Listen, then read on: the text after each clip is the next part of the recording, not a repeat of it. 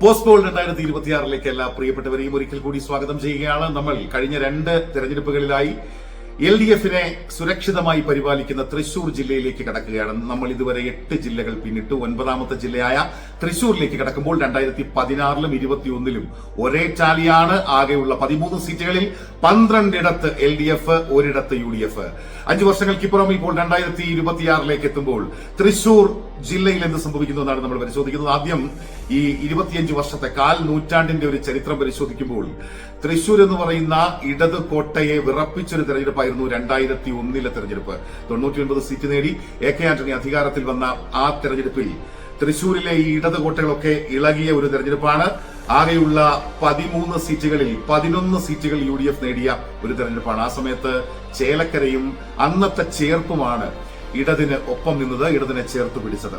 എന്നാൽ 5 വർഷങ്ങൾക്കപ്പുറത്ത് 2006-ലേക്ക് വരുമ്പോൾ കഥയാകെ മാറുകയാണ്. 2006-ൽ UDF-ന്റെ കോട്ടകൾ തന്നെ ഇളകി 10 സീറ്റുകൾ LDF-ഉം 3 സീറ്റുകൾ UDF-ഉം എന്ന നിലയിലായിരുന്നു 2006-ൽ.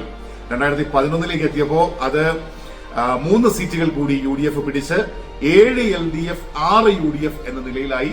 പക്ഷേ 2016-ലേക്കും 2021-ലേക്കും എത്തുമ്പോഴാണ് LDF ഏറ്റവും സുരക്ഷിതമായ ഒരു അവസ്ഥയിലേക്ക് നിൽക്കുന്നത്. 2001-ൽ പോലും കഴിഞ്ഞിട്ടില്ല ഈ പറയപ്പെടുന്ന ഒരു ടാലി. 2001-ൽ പോലും 13 സീറ്റുകളിൽ 11 നേടിയതെങ്കിൽ ഇപ്പോൾ 13 സീറ്റുകളിൽ 12 സീറ്റും LDF-നൊപ്പം. 2016-ൽ മാത്രമല്ല 2021-ലും. അങ്ങനെ ഇടത് കോട്ടയായി മാറിക്കഴിഞ്ഞ ഇടതിന്റെ ആ സുരക്ഷിത മണ്ഡലത്തിലൂടെ ഓരോ മണ്ഡലങ്ങളിലായിട്ട് നമ്മൾ സഞ്ചരിച്ചു പോവുകയാണ്. ചേലക്കരയിൽ നിന്നാണ് നമ്മൾ തുടങ്ങുന്നത് തൃശൂർ ജില്ലയിലെ മണ്ഡലങ്ങളിലൂടെയുള്ള യാത്ര. ചേലക്കരയുടെ ഒരു രാഷ്ട്രീയ ചരിത്രം പറയുമ്പോൾ KK ബാലകൃഷ്ണനും MA കുട്ടപ്പനും MV തമ്പിയും ഒക്കെ കോൺഗ്രസിന്റെ നേതാക്കൾ വിജയിച്ച് വന്നിട്ടുള്ള മണ്ഡലമാണ്. അതുകൊണ്ട് അതിനുശേഷം, അതായത് 1991-ൽ അവസാനമായിട്ട് അവിടെ MV തമ്പി കോൺഗ്രസിന് വേണ്ടി ജയിക്കുന്നു. 91-ന് ശേഷം ഇങ്ങോട്ട് 96 മുതലുള്ള തുടർച്ചയായ 6 തെരഞ്ഞെടുപ്പുകളിൽ ചേലക്കര കൃത്യമായിട്ടും ഇടതുപക്ഷത്തിനൊപ്പം ഉറച്ചു നിൽക്കുന്ന മണ്ഡലമാണ് ചേലക്കര. 2024-ലെ ഉപതെരഞ്ഞെടുപ്പിലും നമ്മൾ ആ അപ്രമാദിത്വം കണ്ടതാണ്, ഇടതുപക്ഷത്തിന്റെ അപ്രമാദിത്വം കണ്ടതാണ്. 2016-ൽ UR പ്രദീപ് അവിടെ മത്സരിച്ച് വിജയിച്ചിരുന്നു. 2021-ലേക്ക് എത്തിയപ്പോൾ K രാധാകൃഷ്ണനാണ് മണ്ഡലത്തിലേക്ക് വന്നത്. നിലവിൽ UR പ്രദീപ് സിറ്റിംഗ് MLA. അദ്ദേഹത്തെ എതിരിടാൻ ശിവൻ വീട്ടിക്കുന്നിനെയാണ് UDF ഇറക്കുന്നത്. K ബാലകൃഷ്ണൻ BJP സ്ഥാനാർത്ഥിയായിട്ടും ഇറങ്ങുന്നു. 2024-ലെ ആ മണ്ഡലത്തിലെ ഉപതെരഞ്ഞെടുപ്പിലെ ഭൂരിപക്ഷം 12,201 വോട്ടുകളായിരുന്നെങ്കിൽ 2021-ൽ K രാധാകൃഷ്ണന് ചേലക്കര മണ്ഡലം നൽകിയ ഭൂരിപക്ഷം നമ്മളെ അമ്പരപ്പിക്കുന്ന ഭൂരിപക്ഷമാണ്. 39,400 വോട്ടുകൾക്കായിരുന്നു K രാധാകൃഷ്ണൻ 2021-ൽ കേരളത്തിന്റെ നിയമസഭയിലേക്ക് പോയത്.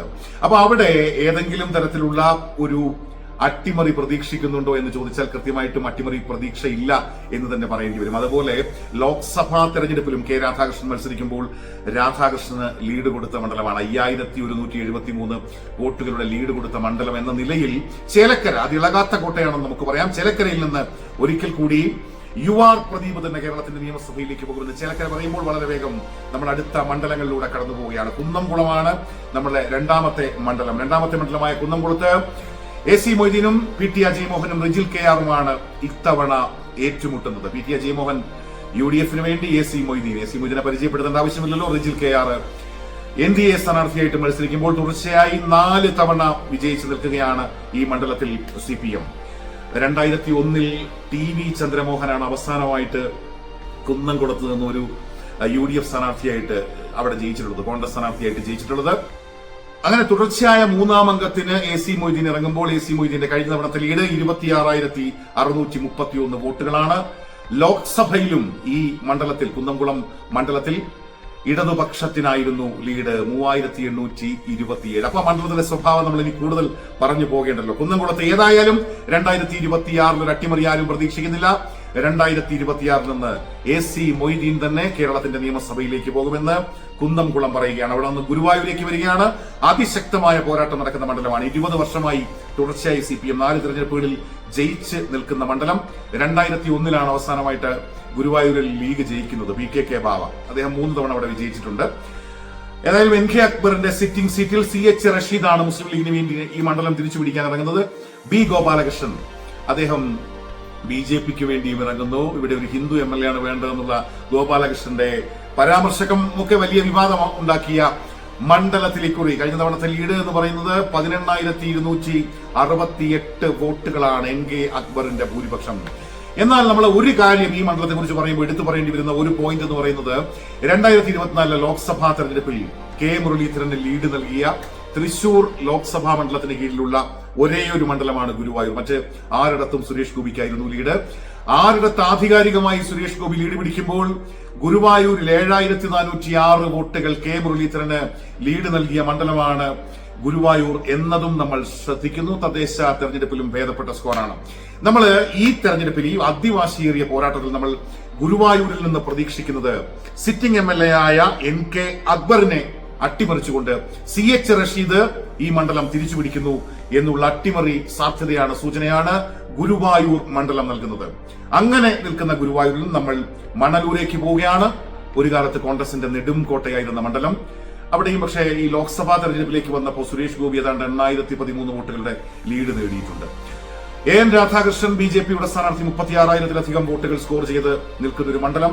അവിടെ ഇക്കുറി പ്രൊഫസർ C രവീന്ദ്രനാഥ്, മുൻ വിദ്യാഭ്യാസ മന്ത്രി, TN പ്രതാപൻ, പരിചയപ്പെടുത്തലിന്റെ ആവശ്യമില്ലാത്ത TN പ്രതാപൻ, അതുപോലെ KK അനീഷ് കുമാർ അതിശക്തനായ സ്ഥാനാർത്ഥിയാണ്. BJPയുടെ എനിക്കൊന്ന് മുൻ ജില്ലാ പ്രസിഡന്റ് ഒക്കെയാണ്, സൗമ്യനാണ്. ഈ വോട്ട് ഷെയർ കുന്നംകുളത്താണ് കഴിഞ്ഞ തവണ അദ്ദേഹം മത്സരിച്ചതെന്നാണ് എന്റെ ഓർമ്മ. വളരെയധികം വോട്ടുകൾ ശേഖരിക്കാൻ കഴിയുന്ന ഒരു നേതാവാണ്, തൃശൂർ ജില്ലയിലെ പ്രധാനപ്പെട്ട ഒരു നേതാവ്. KK അനീഷ് കുമാർ കൂടി ഈ മണ്ഡലത്തിൽ മണലൂരിൽ ഇറങ്ങുമ്പോൾ അതിശക്തമായ മത്സരം, ത്രികോണ മത്സരം തന്നെ അവിടെ നടക്കുകയാണ്. കുന്നംകുളത്ത് ഈ KK അനീഷ് കുമാർ, ഞാൻ പറഞ്ഞു അത് കുന്നംകുളത്ത് തന്നെയാണ് അദ്ദേഹം മത്സരിച്ചത്. 28,000-ലധികം വോട്ടുകളാണ് അദ്ദേഹം കഴിഞ്ഞ തവണ കുന്നംകുളത്ത് നേടിയത്. ഇവിടെ സിറ്റിംഗ് MLA മുരളി പെരുന്നെല്ലിയുടെ ലീഡ് 29,876 വോട്ടുകളാണ് എന്നതും കൂടി നമ്മൾ ഈ മത്സരമുഖത്ത് ശ്രദ്ധിക്കുന്നുണ്ട്. 2006-ലും 16-ലും 21-ലും ജയിച്ച മണ്ഡലമാണ് LDF ജയിച്ചു വരുന്ന മണ്ഡലം. 2011-ൽ പക്ഷേ മണ്ഡലം തിരിച്ചു പിടിക്കുന്നുണ്ട് PA മാധവൻ. UDF വേണ്ടി മണ്ഡലം തിരിച്ചു പിടിക്കുമ്പോൾ PA മാധവന്റെ ലീഡ് വെറും 481 വോട്ടുകൾ മാത്രമായിരുന്നു എന്നതും ശ്രദ്ധിക്കേണ്ടി വരുന്നു. ഏതായാലും നമ്മൾ മണലൂരിൽ നിന്ന് ഇക്കുറി ഒരു അട്ടിമറി പ്രതീക്ഷിക്കുകയാണ്. സ്ഥാനാർത്ഥി TN പ്രതാപൻ ആയതുകൊണ്ട് TN പ്രതാപൻ തൃശൂർ ജില്ലയിലെ തന്നെ പല കോട്ടകളിലും പോയി നിന്ന് അട്ടിമറി നടത്തിയിട്ടുള്ള നേതാവ് എന്ന നിലയിൽ പ്രൊഫസർ C രവീന്ദ്രനാഥ്, മുൻ വിദ്യാഭ്യാസ മന്ത്രി, അട്ടിമറിച്ചുകൊണ്ട് TN പ്രതാപൻ മണലൂരിൽ നിന്ന് ഇക്കുറി കേരളത്തിന്റെ നിയമസഭയിലേക്ക് പോകും എന്ന സൂചന. C രവീന്ദ്രനാഥ് 3ാം സ്ഥാനത്ത് പോകുമോ എന്ന സംശയവും ചില കേന്ദ്രങ്ങൾ പങ്കുവയ്ക്കുന്നുണ്ട്. ഏതായാലും TN പ്രതാപൻ ഒരിക്കൽ കൂടി കേരളത്തിന്റെ നിയമസഭയിലേക്ക് വരുന്നു 2026-ൽ നിന്ന്. മണലൂർ പറയുമ്പോൾ മണലൂർ നിന്ന് വടക്കാഞ്ചേരിയിലേക്ക് പോവുകയാണ്. വടക്കാഞ്ചേരിമാരുടെ കുത്തകയായ ഒരു മണ്ഡലമൊന്നുമല്ല, മാറിയും തിരിഞ്ഞുമൊക്കെ ജയിക്കുന്ന മണ്ഡലമാണ്. കോൺഗ്രസിന് കൂടുതൽ ആഭിമുഖ്യമുള്ള ഒരു മണ്ഡലമാണ് എന്നും പറയാം. വടക്കാഞ്ചേരിയെ കുറിച്ച് പറയുമ്പോൾ കെ മുരളീധരന് നെഞ്ചിടിപ്പ് കൂടുന്ന മണ്ഡലമാണ്. 2004-ൽ അവിടെ മന്ത്രിയായി ചുമതലയേറ്റ ശേഷം ഉപതെരഞ്ഞെടുപ്പിൽ മത്സരിക്കാൻ പോയിട്ട് അവിടെ തോറ്റ ചരിത്രം അത് കെ മുരളീധരന് മാത്രമേ ഉള്ളൂ. അതുകൊണ്ട് ചരിത്രത്തിന്റെ ഭാഗമായ ഒരു മണ്ഡലം കൂടിയാണ്. AC മൊയ്തീനാണെന്ന് കെ മുരളീധരനെ തകർത്ത് കളഞ്ഞത്. 2021-ൽ അനിൽ അക്കരയിൽ നിന്ന് പിടിച്ചെടുത്ത മണ്ഡലം. 2016-ൽ അനിൽ അക്കര ജയിച്ച മണ്ഡലം. 2016-ൽ മേരി തോമസിനെ അനിൽ അക്കര പരാജയപ്പെടുത്തുന്നത് 43 വോട്ടുകൾ മാത്രമാണ്. അപ്പൊ അവിടുത്തെ ആ വടക്കാഞ്ചേരിയിലെ ആ മത്സരത്തിന്റെ ആ ബലാബലത്തിന്റെ ആ ഒരു ശക്തി എത്രയാണെന്ന്, അത് ഇഞ്ചോടിഞ്ച് പോരാട്ടമാണെന്ന് നമുക്ക് മനസ്സിലാകും. ഏതായാലും സേവ്യർ ചിറ്റിലപ്പള്ളി അനിൽ അക്കരയെ തകർത്തുകൊണ്ട് പിടിച്ചെടുത്ത മണ്ഡലത്തിൽ അദ്ദേഹം 15,168 വോട്ടുകളുടെ ലീഡിലാണ് കഴിഞ്ഞ തവണ വിജയിച്ചത്. തദ്ദേശ തെരഞ്ഞെടുപ്പിൽ UDFന് നേരിയ മുൻതൂക്കമുള്ള ഒരു മണ്ഡലം മൊത്തത്തിൽ. അതുപോലെ ലോക്സഭാ തെരഞ്ഞെടുപ്പിൽ രമ്യ ഹരിദാസിന് നേരിയ ലീഡ് നൽകിയ മണ്ഡലം കൂടിയാണ് വടക്കാഞ്ചേരി. 614 വോട്ടുകളുടെ ലീഡ് വടക്കാഞ്ചേരിയിൽ രമ്യ ഹരിദാസിന് ഉണ്ടായിരുന്നു എന്നതും പ്രധാനപ്പെട്ട ഒരു കാര്യമാണ്. ഇവിടെ സേവ്യർ ചിറ്റിലപ്പള്ളി വൈശാഖ് നാരായണസ്വാമി UDF സ്ഥാനാർത്ഥിയായി മത്സരിക്കുമ്പോൾ TS ഉല്ലാസ് ബാബു BJPയുടെ സ്ഥാനാർത്ഥിയായിട്ടും ഇറങ്ങുന്ന മണ്ഡലത്തിൽ അതിശക്തമായ മത്സരം തന്നെ നടക്കുകയാണ്. പക്ഷേ വടക്കാഞ്ചേരിയിൽ നിന്ന് നമ്മളൊരു അട്ടിമറിയുടെ സൂചന ഇതുവരെ നമുക്ക് ലഭിക്കുന്നില്ല. വടക്കാഞ്ചേരി മണ്ഡലം LDF നിലനിർത്തും, സേവ്യർ ചിറ്റിലപ്പള്ളി നിലനിർത്തുമെന്നുള്ള സൂചനയാണ് ഇതുവരെ നമുക്ക് ലഭിക്കുന്നത്. അതിനപ്പുറത്തൊരു അട്ടിമറിയിലേക്ക് പോകുന്നില്ല. വടക്കാഞ്ചേരിയിൽ നിന്ന് നമ്മൾ ഒല്ലൂരേക്ക് വരികയാണ്. ഒല്ലൂരും ഈ പറഞ്ഞ പോലെ ആരുടെയും കുത്തക മണ്ഡലം എന്നൊന്നും പറയാൻ കഴിയില്ല. കഴിഞ്ഞ 2 തെരഞ്ഞെടുപ്പുകളിലായി കെ രാജൻ, മന്ത്രി കൂടിയായ കെ രാജൻ ജയിക്കുന്ന മണ്ഡലമാണ്. കെ രാജനെ നേരിടാൻ ഇത്തവണ അഡ്വക്കേറ്റ് ഷാജി കോടങ്കണ്ടത്ത് ഇറങ്ങുന്നു. UDFന് വേണ്ടി ബിജോയ് തോമസ് BJPക്ക് വേണ്ടിയും ഇറങ്ങുന്ന മണ്ഡലം. കഴിഞ്ഞ തവണ കെ രാജന് 21,506 വോട്ടുകളുടെ ലീഡ് ഉള്ള മണ്ഡലമാണ്. ജോസ് വള്ളൂരിനെയാണ് കെ രാജൻ തകർത്തുവിട്ടത്. 2016 സിറ്റിംഗ് MLA ആയിരുന്ന MP വിൻസെന്റിനെ ആണ് കെ രാജൻ അട്ടിമറിച്ചത്. 16-ലും 21-ലും കെ രാജൻ.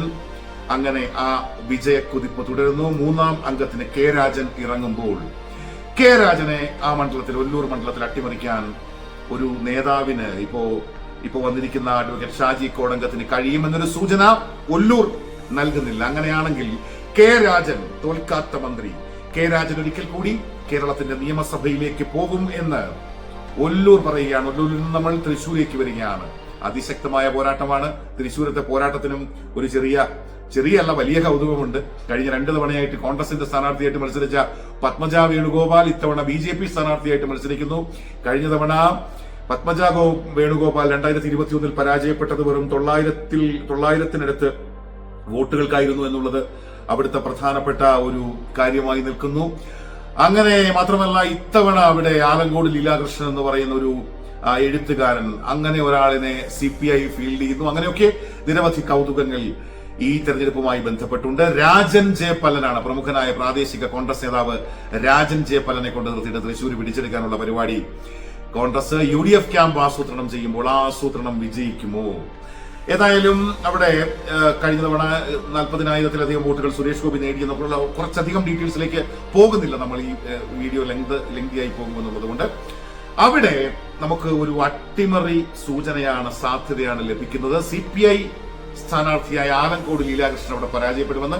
അവിടെ മത്സര ചിത്രം തന്നെ നേരിട്ട് പത്മജയും, BJP സ്ഥാനാർത്ഥിയായ പത്മജയും അതുപോലെ ഈ രാജൻ ജെ പല്ലനും തമ്മിലായിട്ടുണ്ട്. അങ്ങനെ രാജൻ ജെ പല്ലനും പത്മജയും തമ്മിലുള്ള ആ ഫൈറ്റിൽ ചെറിയ ഒരു എഡ്ജ് രാജൻ ജെ പല്ലന് അനുകൂലമായി നിൽക്കുന്നു. കോൺഗ്രസ് സ്ഥാനാർത്ഥിക്ക് അനുകൂലമായി നിൽക്കുന്നു. അദ്ദേഹം മുൻ മേയർ കൂടിയാണ്. അങ്ങനെ രാജൻ ജെ പല്ലൻ തൃശ്ശൂരിൽ നിന്ന് കേരളത്തിന്റെ നിയമസഭയിലേക്ക് പോകുമെന്ന് തൃശ്ശൂർ പറയുമ്പോൾ നമ്മൾ നാട്ടികയിലേക്ക് വരികയാണ്. നാട്ടിക അതിശക്തമായ മത്സരം നടക്കുന്ന മണ്ഡലമാണ്. അവിടെയും ഈ പറഞ്ഞതുപോലെ വലിയ രാഷ്ട്രീയ കൗതുകമുണ്ട്. സിറ്റിംഗ് MLA BJPയിലേക്ക് പോയി BJPയുടെ സ്ഥാനാർത്ഥിയായിട്ട് മത്സരിക്കുകയാണ്. അങ്ങനെ ഒരു കാഴ്ച നമ്മൾ വേറെ എവിടെയെങ്കിലും ഇപ്പൊ കാണുന്നില്ല സത്യത്തില്. അപ്പൊ അങ്ങനെ CC മുകുന്ദൻ BJP സ്ഥാനാർത്ഥിയായിട്ട് മത്സരിക്കുന്ന ഒരു മണ്ഡലം LDFന്റെ സിറ്റിംഗ് സീറ്റാണ്. ആദ്യം അദ്ദേഹം കോൺഗ്രസിന്റെ പിറകേക്ക് നടന്നു എന്നാണ് നമുക്കറിയാം. പക്ഷെ കോൺഗ്രസ് വലിയ താല്പര്യം കാണിക്കുന്നില്ല. അവിടെ ഗീതാ ഗോപി, 2 തവണ അവിടെ വിജയിച്ച ഗീതാ ഗോപി വീണ്ടും ആ മണ്ഡലം പിടിക്കാൻ വേണ്ടി കുറിയിറങ്ങുമ്പോൾ സുനിൽ ലാലൂരിനെയാണ് കോൺഗ്രസ് അവിടെ ഫീൽഡ് ചെയ്യുന്നത്. അപ്പോൾ അതിശക്തമായ മത്സരമാണ്. പ്രവചനാതീതം എന്നൊക്കെ പറയാവുന്ന മത്സരം നാട്ടികയിൽ നടക്കുന്നു എന്ന കാര്യത്തിൽ സംശയമൊന്നുമില്ല. കഴിഞ്ഞ തവണ CC മുകുന്ദന്റെ ലീഡ് എന്ന് പറയുന്നത് 28,431 വോട്ടുകളാണ്. ഈ വോട്ടുകളൊക്കെ എങ്ങോട്ട് ചിതറുമെന്ന് ആർക്കും പ്രവചിക്കാൻ കഴിയാത്തൊരു മത്സരമുഖമാണ് നാട്ടികയിൽ എന്ന് പറയേണ്ടി വരുന്നു. അപ്പം തുടർച്ചയായി 3 തവണ CPI വിജയിച്ചുകൊണ്ടിരിക്കുന്ന മണ്ഡലത്തിൽ ഇത്തവണ നമ്മൾ ഒരു നേരിയ സാധ്യത, അട്ടിമറിക്കുള്ള ഒരു നേരിയ സാധ്യത കാണുകയാണ്. അത് ഗീതാ ഗോപിയെ തകർത്തെറിഞ്ഞുകൊണ്ട് സുനിൽ ലാലൂർ ഇതം പ്രഥമായി അല്ലെങ്കിൽ ആദ്യമായി കേരളത്തിന്റെ നിയമസഭയിലേക്ക് എത്തുന്നുവെന്ന് സുനിൽ ലാലൂർ അങ്ങനെ നാട്ടികയിൽ നിന്ന് കേരളത്തിന്റെ നിയമസഭയിലേക്ക് 2026 എത്തും എന്നുള്ള അട്ടിമറി സൂചന, നേരിയ ഒരു മുൻതൂക്കമാണത്. അങ്ങനെ ഒരു അട്ടിമറി സൂചന നാട്ടിക നൽകുകയാണ്. നാട്ടികയിൽ നമ്മൾ കയ്പമംഗലത്തേക്ക് വരികയാണ്. കയ്പമംഗലം ഈ 2008 മണ്ഡല പുനർനിർണയത്തിന് ശേഷം ആ പുനർനിർണയത്തോടെ രൂപപ്പെട്ട മണ്ഡലമാണ്. 2011 മുതലുള്ള 3 തെരഞ്ഞെടുപ്പുകളുടെ ചരിത്രമാണ് ഈ മണ്ഡലത്തിനുള്ളത്. കയ്പമംഗലം അവിടെ കഴിഞ്ഞ 3 തെരഞ്ഞെടുപ്പുകളിലും CPI വിജയിച്ചു വരുന്ന മണ്ഡലമാണ്. ആദ്യത്തെ തെരഞ്ഞെടുപ്പിൽ VS സുനിൽകുമാർ, അതിനുശേഷം ET ടൈസൺ മാസ്റ്റർ. അങ്ങനെ കയ്പമംഗലത്തിന്റെ പ്രിയപ്പെട്ട ടൈസൺ മാസ്റ്റർ ഇപ്രാവശ്യം പറവൂരേക്ക് പോയി VD സതീശനെ നേരിടാൻ നിൽക്കുകയാണ്. ഏതായാലും അവിടെ KK വത്സരാജാണ് മണ്ഡലം നിലനിർത്താനായി CPI മണ്ഡലത്തിൽ ഇറക്കുന്നത്. അതേസമയം TM നാസർ കോൺഗ്രസിന്റെ കെട്ടിയിറക്കൽ സ്ഥാനാർത്ഥി എന്ന നിലയിലുള്ള ആക്ഷേപങ്ങളൊക്കെ നേരിട്ടു അദ്ദേഹം ഇറങ്ങിയപ്പോൾ. അതുല്യ ഘോഷ് BJP സ്ഥാനാർത്ഥിയായിട്ട് മത്സരിക്കുന്ന കയ്പമംഗലത്ത് ഏതെങ്കിലും ഒരു അട്ടിമറി സാധ്യത നമ്മൾ ഇതുവരെ കാണുന്നില്ല. അങ്ങനെയാണെങ്കിൽ KK വത്സരാജ് CPIയുടെ പ്രതിനിധിയായി കയ്പമംഗലത്ത് നിന്ന് കേരളത്തിന്റെ നിയമസഭയിലേക്ക് പോകും എന്ന് കയ്പമംഗലം പറയുകയാണ്. കയ്പമംഗലത്ത് നിന്ന് നമ്മൾ ഇനി വരുന്നത് ഇരിങ്ങാലക്കുടയിലാണ്. കയ്പമംഗലത്തെക്കാൾ അല്ലെങ്കിൽ ഈ നമ്മൾ ഇതുവരെ കണ്ട മത്സരത്തെക്കാൾ അപ്പുറമുള്ള മത്സരമാണ് ഇവിടെ കാത്തിരിക്കുന്നത്. 10ാമത്തെ മണ്ഡലമായ ഇരിങ്ങാലക്കുടയിലേക്ക് എത്തുമ്പോൾ അവിടെ തീപാറുന്ന പോരാട്ടമാണ്. ഉന്നത വിദ്യാഭ്യാസ മന്ത്രി കൂടിയായ R ബിന്ദുവിനെ നേരിടാൻ തോമസ് ഉണ്ണിയാടൻ വീണ്ടും ഇറങ്ങുന്നു. കഴിഞ്ഞ തവണയും അങ്ങേ തവണയും ഒക്കെ തോമസ് ഉണ്ണിയാടൻ തന്നെയാണ്. തോമസ് ഉണ്ണിയാടൻ അവിടെ 3 തവണ വിജയിച്ചിട്ടുമുണ്ട് ഇരിങ്ങാലക്കുടയിൽ. അങ്ങനെ തോമസ് ഉണ്ണിയാടൻ R ബിന്ദുവിനെ നേരിടാൻ വീണ്ടും ഇറങ്ങുമ്പോൾ സന്തോഷ് ചർക്കളം BJP സ്ഥാനാർത്ഥിയായിട്ടും ഇറങ്ങുന്നു. നമ്മൾ ഈ ലോനപ്പൻ നമ്പാടന്റെ ഒരു മണ്ഡലം എന്ന നിലയിലാണ് സത്യത്തിൽ ഇരിങ്ങാലക്കുടയെ നമ്മൾ പരിഗണിക്കേണ്ടി വരുന്നത്. 82 മുതൽ 2001 വരെ ലോനപ്പൻ നമ്പാടന്റെ സ്വന്തമായിരുന്ന മണ്ഡലത്തിൽ 2001 തോമസ് ഉണ്ണിയാടൻ അവതരിക്കുന്നത്. 2001, 6, 11 അങ്ങനെ 3 തെരഞ്ഞെടുപ്പുകളിൽ തോമസ് ഉണ്ണിയാടൻ കേരള കോൺഗ്രസിന് വേണ്ടി ജയിച്ച മണ്ഡലമായി ഇരിങ്ങാലക്കുടയിൽ 2016 21 കാലിടറി. 2026 എന്താണ് ഈ മണ്ഡലം നമുക്കായി കാത്തുവെക്കുന്നതെന്ന് ചോദിക്കുമ്പോൾ കഴിഞ്ഞ തവണ ഇരിങ്ങാലക്കുടയിൽ ആർ ബിന്ദുവിന്റെ ലീഡ് വെറും 5949 വോട്ടുകൾ മാത്രമാണ് എന്നുകൂടി നമ്മൾ ശ്രദ്ധിക്കുകയാണ്. ഇത്തവണ ഇരിങ്ങാലക്കുട നമ്മളോട് പറയുന്നു അവിടെ ഒരു മന്ത്രി കൂടി തോൽക്കുന്നുവെന്ന്. ആർ ബിന്ദു അട്ടിമറിക്കപ്പെടുമെന്നാണ് ഇരിങ്ങാലക്കുട പറയുന്നത്. ഇരിങ്ങാലക്കുടയിൽ നിന്ന് മന്ത്രി ആർ ബിന്ദുവിനെ അട്ടിമറിച്ചുകൊണ്ട് തോമസ് ഉണ്ണിയാടൻ കേരളത്തിന്റെ നിയമസഭയിലേക്ക് പോകുമെന്ന് ഇരിങ്ങാലക്കുട പറയുകയാണ്. അവിടെയും അതിശക്തമായ മത്സരമാണ്, അക്കാര്യത്തിൽ സംശയമൊന്നുമില്ല. പക്ഷേ ഒരു ചെറിയ എഡ്ജ് അവിടെ കൃത്യമായിട്ട് ഒരു ചെറിയ മുൻതൂക്കം തോമസ് ഉണ്ണിയാടന് അനുകൂലമായുണ്ട്. ഇരിങ്ങാലക്കുടയിൽ 2026 അട്ടിമറി. അവിടെ നിന്ന് നമ്മൾ പുതുക്കാടേക്ക് പോവുകയാണ്. പുതുക്കാട് സി രവീന്ദ്രനാഥിന്റെ മണ്ഡലമായിരുന്നു. കഴിഞ്ഞ 3 തെരഞ്ഞെടുപ്പുകളിലായി തുടർച്ചയായി CPM ജയിക്കുന്ന മണ്ഡലമാണ്. 2 തെരഞ്ഞെടുപ്പുകളിൽ അതിൽ 2 തെരഞ്ഞെടുപ്പുകളിൽ സി രവീന്ദ്രനാഥ് വോട്ട് മല കയറി ജയിച്ച മണ്ഡലമെന്ന് നമുക്ക് വിശേഷിപ്പിക്കേണ്ടി വരും. 2011 ലീഡിനേക്കാൾ 16 ലീഡ് പിടിച്ചു എന്നുള്ളതാണ്. 2016 ലീഡ് എന്ന് പറയുന്നത് 38,478 വോട്ടുകളായിരുന്നു. വോട്ട് മലയായിരുന്നു സി രവീന്ദ്രനാഥിന് പുതുക്കാട് നൽകിയത്. എന്നാൽ 2021 വരുമ്പോൾ ലീഡ് കുറയുന്നുണ്ട്. KK രാമചന്ദ്രൻ 27,353 വോട്ടുകൾക്കാണ് അവിടെ വിജയിക്കുന്നത്. ഇത്തവണ സിറ്റിംഗ് MLA KK രാമചന്ദ്രൻ തന്നെ ഇറങ്ങുന്നു മണ്ഡലം നിലനിർത്താൻ. KM ബാബുരാജ്, പുതുക്കാട് ഗ്രാമപഞ്ചായത്ത് മുൻ പ്രസിഡന്റ് കൂടിയായ KM ബാബുരാജ് കോൺഗ്രസിന് വേണ്ടി ഇറങ്ങുന്നു. നാഗേഷ് 2-3 ടേമായിട്ട് അവിടെ മത്സരിക്കുകയാണ്. BJPയുടെ സ്ഥാനാർത്ഥി അവിടെ കൃത്യമായിട്ട് വോട്ടുകൾ പിടിക്കുന്നുമുണ്ട്.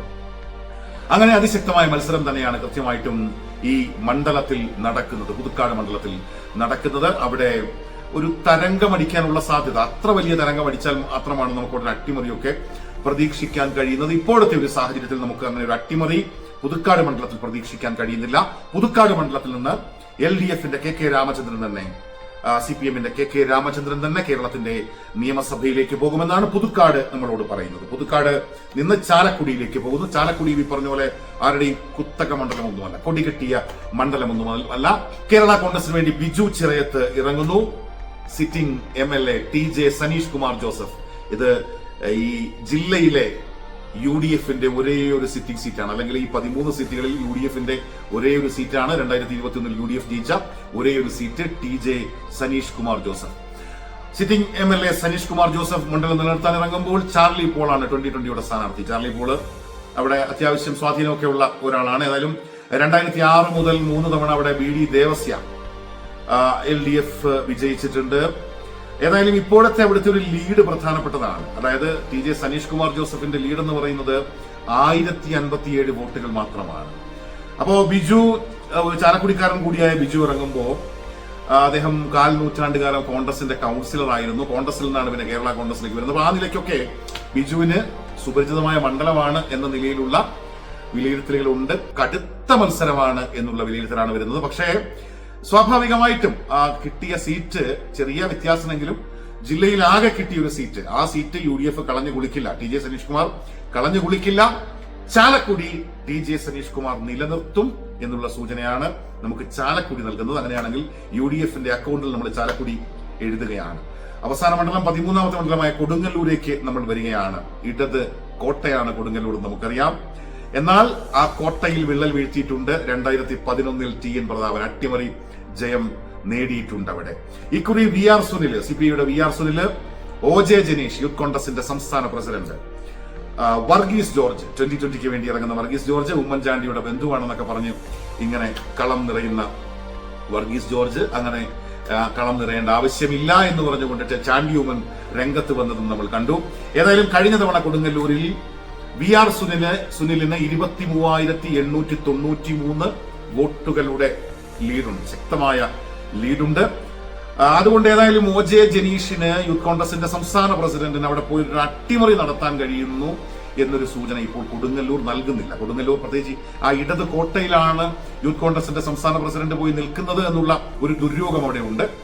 അതുകൊണ്ട് കൊടുങ്ങല്ലൂർ ഇത്തവണയും കൊടുങ്ങല്ലൂർ LDF അനുകൂലമായി തന്നെ ഇടത് കോട്ടയായി തന്നെ തുടരുമെന്ന് കൊടുങ്ങല്ലൂർ പറയുകയാണ്. അപ്പോൾ അങ്ങനെ VR സുനിൽ ഒരിക്കൽ കൂടി കേരളത്തിന്റെ നിയമസഭയിലേക്ക് പോകുന്നു. നമ്മളിപ്പോ തൃശൂർ ജില്ലയിലെ 13 മണ്ഡലങ്ങളിലൂടെ കടന്നു വന്നു. ഈ 13 മണ്ഡലങ്ങളിലൂടെ കടന്നു വരുമ്പോൾ 7 LDF വിജയിക്കുകയാണ്. എന്നാൽ 6 UDF, അതായത് 5 മണ്ഡലങ്ങളിൽ UDF അട്ടിമറി നടത്തി വിജയം കാണുന്നു എന്നുള്ളതാണ്. എന്നാലും 2001 7 അയലത്തെത്താൻ കഴിയുന്നില്ല. കൃത്യമായിട്ടും ഈ 7-6 എന്ന് പറഞ്ഞാൽ 2011 ചെറിയ വ്യത്യാസത്തിന് UDF സർക്കാർ അധികാരത്തിൽ വന്നപ്പോഴുള്ള തൃശൂർ ജില്ലയിലെ ടാലിയാണ്. 7 LDF, 6 UDF. നമ്മൾ ഈ തൃശൂരിലേക്കൊക്കെ വടക്കൻ കേരളത്തിലേക്ക് കയറുമ്പോഴാണ് കുറച്ച് കടുക്കുന്നുണ്ട് UDF. നമ്മൾ ഈ പറഞ്ഞ അട്ടിമറികളൊക്കെ നടന്നില്ലെങ്കിൽ കൃത്യമായിട്ടും കാര്യങ്ങൾ അപകടത്തിലേക്ക് പോകുന്ന അവസ്ഥ. അതായത് എന്ന് പറഞ്ഞാൽ നെക്ക് ടു നെക്ക് പോരാട്ടമായി അവസാന മണ്ഡലങ്ങളിലേക്ക് വരുമ്പോൾ ഇഞ്ചോടിഞ്ച് പോരാട്ടമായി ചിലപ്പോൾ മാറിയേക്കാം. നമുക്ക് അടുത്ത ജില്ലകളിലേക്ക് എത്തുമ്പോഴാണ് അത് കൃത്യമായിട്ടും അറിയാൻ കഴിയുക. ഏതായാലും തൃശൂരിലേക്ക് എത്തുമ്പോൾ ഇത്രയധികം അട്ടിമറികൾ അവിടെ സംഭവിക്കുമെന്നുള്ള സൂചന നമുക്ക് ലഭിക്കുന്നത് കൊണ്ട് നിലവിൽ നേരിയ എഡ്ജല്ല, ഒരു എഡ്ജ് ഇപ്പോൾ UDF അനുകൂലമായി ഉണ്ട് എന്ന് പറയാവുന്ന ഘട്ടമാണ്. ഇനി വരാനിരിക്കുന്ന പ്രധാനപ്പെട്ട ജില്ലകൾ പാലക്കാട്, കോഴിക്കോട്, കണ്ണൂർ, കാസർഗോഡ് അതുവഴിയൊക്കെ നമുക്ക് പോകണം. വയനാട്ടിലേക്കും കയറണം. വളരെ വേഗം നമുക്ക് മറ്റു ജില്ലകളിലേക്കും പോകാം. കൂടെ ഇരുന്ന എല്ലാ പ്രിയപ്പെട്ടവർക്കും ഒത്തിരി സ്നേഹം അറിയിക്കട്ടെ. നിങ്ങളുടെ അഭിപ്രായങ്ങളും നിർദ്ദേശങ്ങളും ഒക്കെ കമന്റുകളായി രേഖപ്പെടുത്തുമല്ലോ.